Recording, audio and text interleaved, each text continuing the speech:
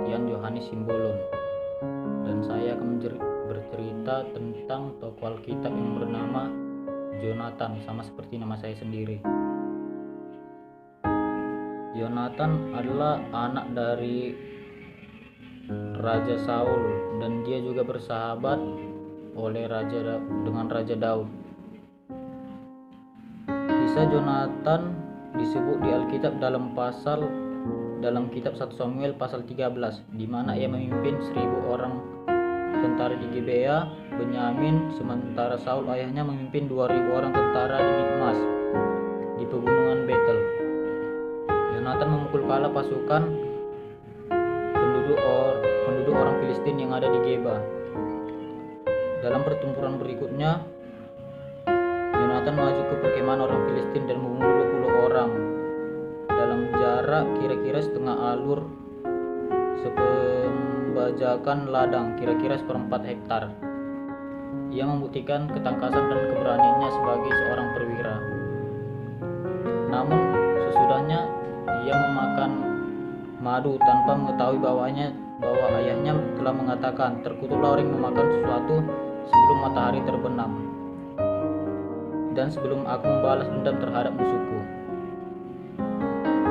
Saul berniat menghukum mati Yonatan atas perbuatan ini, tetapi tidak jadi karena protes keras dari para prajuritnya yang mengagumi kemenangannya dan mengakui bahwa dengan pertolongan Allah juga dilakukannya hal itu pada hari ini. Kisah Daud dan Yonatan juga dicatat dalam kitab 1 Samuel pasal 18.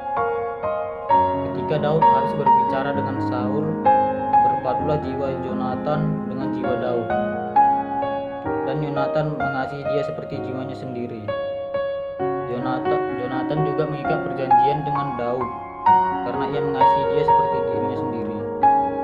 Yonatan menanggalkan jubah yang dipakainya dan memberikannya kepada Daud, juga baju perangnya, sampai pedangnya, panahnya, dan ikat pinggangnya.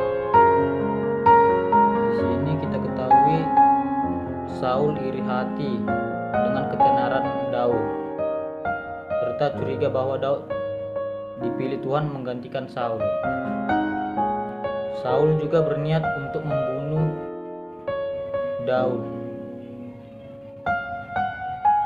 tetapi anaknya Yonatan membantu Daud untuk melarikan diri dari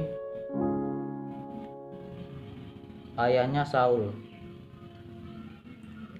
Yonatan mati tragis di pegunungan Gilboa, dibunuh oleh orang Filistin bersama-sama dengan ayahnya Saul.